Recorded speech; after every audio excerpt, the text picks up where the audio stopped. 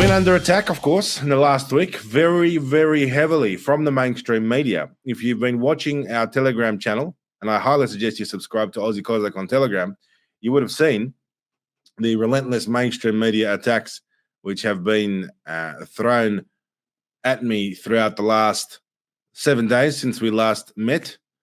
One of the most outrageous things was that Chris Uhlmann from Sky News wants me to be put in jail for 20 years. Now, who is Chris Uhlmann from Sky News?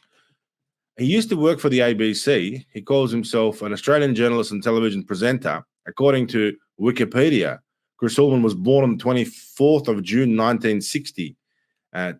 His full name is Christopher Gerald Uhlmann. And his wife's name is Gray Brotman, and she is also a former Australian politician who served as a member of the House of Representatives to the seat of Canberra for the Labor Party. And later, she actually served as a diplomat. So his wife is a diplomat.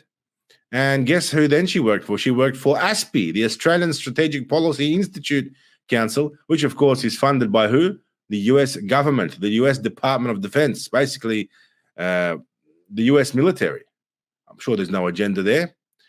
She worked as a public servant and for DFAT as a diplomat. There you go, Chris Uhlmann. Now, Chris Uhlmann was at the ABC as the political editor.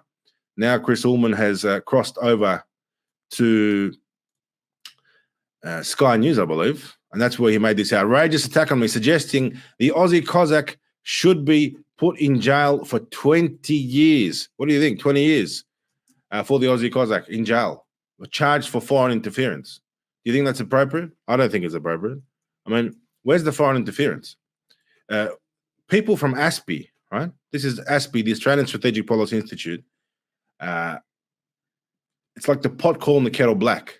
ASPI is literally a US propaganda arm in Australia. It received $762,000 from the US State Department, $201,000 from the US Department of Defense, $400,576.76 from the US Embassy in Canberra. The UK Foreign and Commonwealth Office gave ASPI $437,000, Lockheed Martin $25,000, Northrop Grumman $67,500, Raphael $20,000, Raytheon $19,000, Department of Defense core funding $4 million. This is ASPI. This is the people who are against the Aussie Cossack trying to accuse me of foreign influence. Well, sorry, I haven't got a balance sheet which links me to the US State Department or Department of Defense or various weapons companies like Chris Uhlmann's wife does, and Chris Uhlmann. But, you know, Chris Uhlmann has launched this outrageous attack, and you're probably wondering what it was. I'm going to give you guys a quick look at this. The first thing he did against me was to suggest on Sky News with Peter Credlin. I used to have respect for Peter Credlin. In fact, I used to have respect for Sky News. They've really shown their bad side lately, amongst all of this news about the situation in Bondi, disinformation, misinformation. Sky News have really taken the position of E. Karen and the government and are attacking free speech. Why are they so worried about the Aussie Cossack? Why are they so worried about me? How am I such a threat to the establishment, such a threat to Sky News? Well, let's have a listen to what they think. In the immediate aftermath of the attack, Channel 7 wrongly broadcast the name of an innocent man, Benjamin Cohen, for which he's now begun defamation proceedings. What's interesting, though, is where this all started and why it points to something much more malicious than just a major news blunder.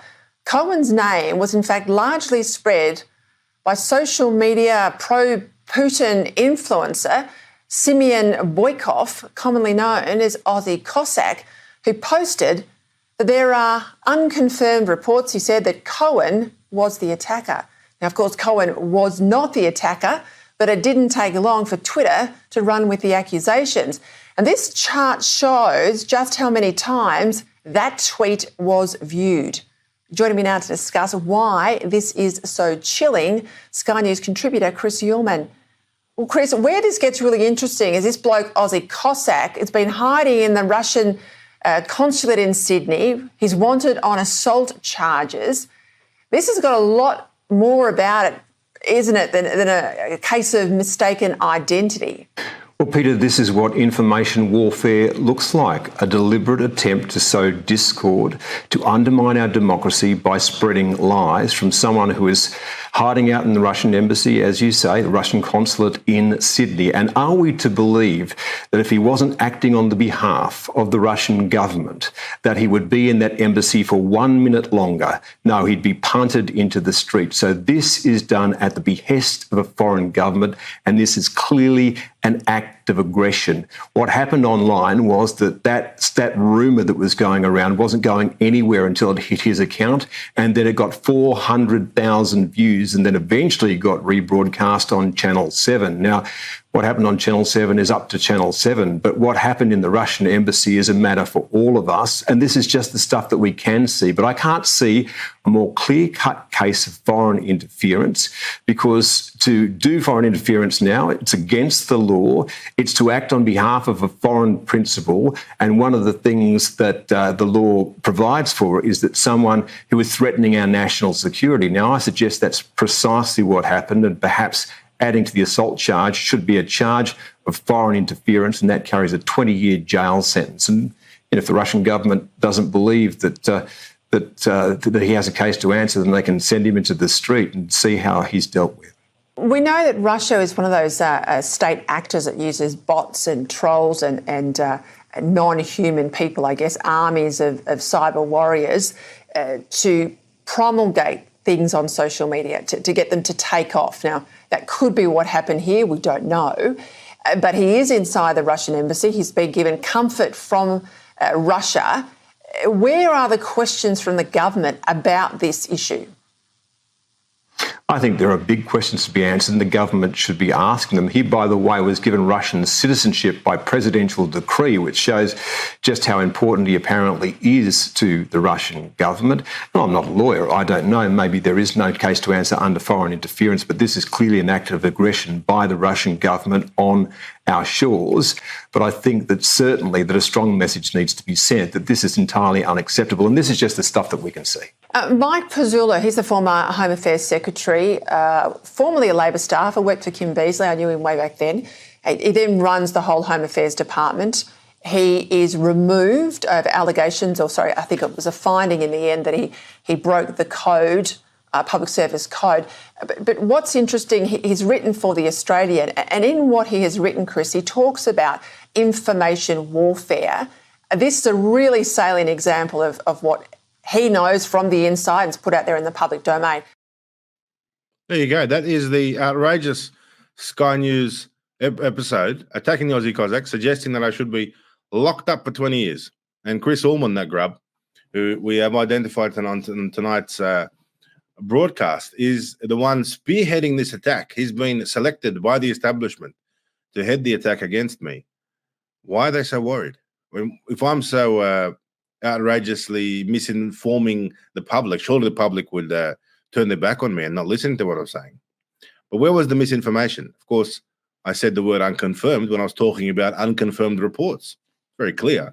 Now, the latest news on that is that Channel 7 has paid a undisclosed defamation settlement, out-of-court settlement, to that innocent man who was named, but I did carefully make sure that I spoke about him in an unconfirmed capacity. So there you go. They want 20 years jail. Isn't that outrageous? There is also, that's right, there is also a Four Corners investigation. There's actually quite a few attacks on me in the media. There's a few real good ones out there. One of them also was Mike Burgess, the head of ASIO, was cornered by Chris Uhlmann, this same bloke who appeared on Sky once been in jail for 20 years. Chris Uhlmann actually cornered him at the National Press Club in Canberra live and challenged the head of ASIO, basically baited him, tried to set him up to grab a soundbite and tried to somehow set up the ASIO boss to declare me a concern or launch an attack on me. Have a look. Director General, you would be aware of Simeon Boykov, who goes by the name of Aussie Cossack online on his Twitter handle. He's currently holed up in the Russian consulate in Sydney, evading assault charges that have been laid against him by the New South Wales police. On the night of the Bondi knife attack at around about 11 p.m, he posted disinformation online that named Benjamin Cohen as the person who was responsible, clearly designed at stirring up anti-Semitic hatred inside our community. Isn't that a form of information warfare? Because it must at least be condoned by the Russian government if it wasn't actually directed by the Russian government. And how much of that do you see inside our borders, not just by Russia, but by other nation states? Thanks for your question, Chris. I won't talk about the individual that you've identified there. Obviously, it's not for me to give him publicity, and as a matter of principle, we don't talk about anyone we might have a concern of, and I'm not confirming or denying in that case. But hypothetically, the example you gave, social media and the internet is a great incubator of extremism and something that can promote foreign interference, mis and disinformation. It allows it to happen at a pace and scale which is a bit different to if I just told Reece something that was wrong deliberately or just because I'm stupid. That's what the internet does. It's very powerful. That's where society has to really think and engage the critical brain. It's an example of how it could happen. Not saying that was. There you go. Mike Burgess, the ASIO boss. That's the head of Australia's espionage spy agency, confirming that, well, not confirming anything really. He dodged the question. You got to admit that he did a good job. Chris Uhlmann was trying to set him up, and the crowd giggled when Mike Burgess sort of acknowledged it and then withdrew by saying, well, we don't have a concern, we're not admitting to anything, can't confirm or deny. He's trying to be professional, right? He can't say anything because anything he says to the media will then be taken out of context and misquoted, will be on the front of every single newspaper. That ASIO boss has declared Simeon Boykov a threat or a foreign interference or foreign influence or whatever they're trying to get me for. But you can see Chris Uhlmann going out of his way, chasing me down, trying to attack me. And that is why I am in the consulate. And that's why I'm in here for 500 days, because I don't trust the media or the establishment to have any access to me. As soon as they have access to me, they will take me into custody and they will find a way to stitch me up. It's very clear. And this is not about a petty assault charge or any sort of trivial matter. This is about locking up the Aussie Cossack for as long as possible. Now, these guys aren't the only ones. We've got other morons chiming in, saying that I should be charged with domestic terrorism. So the point is now is the time to start arresting Russian diplomats in Australia. So he says it's time to arrest Simeon Boykov, who's known as Aussie Cossack.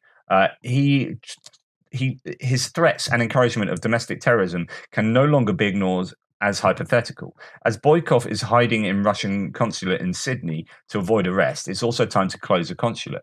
A really good point here, because why? What's being said? Well, actually, this is well. If we talk about hate speech, we talk about, right, you can get arrested for inciting racial violence, right, or something like that, and absolutely rightly so, right? Then we have an incitement here by a diplomat in Australia to basically blow up an Australian commercial concern. Right, SciPac, who make those cardboard drones, he says, and he's doxing them very, very, very openly on his tweet here. He's saying SciPac drone for factory details, and he gives the GPS address for them and their postal address. He says, remember, Russian State Duma chairman Vyacheslav Volodin has declared, quote, Western countries supplying weapons that would be used for striking peaceful Russian cities would trigger a retaliation with more powerful weapons. Okay, by the way, those SciPac drones were used on a military installation. I don't know if they've been used yet on peaceful cities, but, you know, nonetheless, the framing of that is incredibly dubious. This applies to you, Albo. So that's the Australian president or Prime Minister Albanese.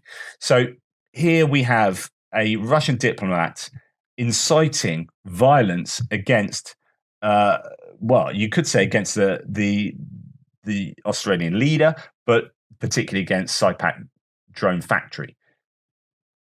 I would say that to me is incitement to violence, incitement to terrorism, and I would I would have no problem with arresting this person. You can talk about freedom of speech. That to me crosses the lines, because you've got a Russian political entity calling on violence against Australian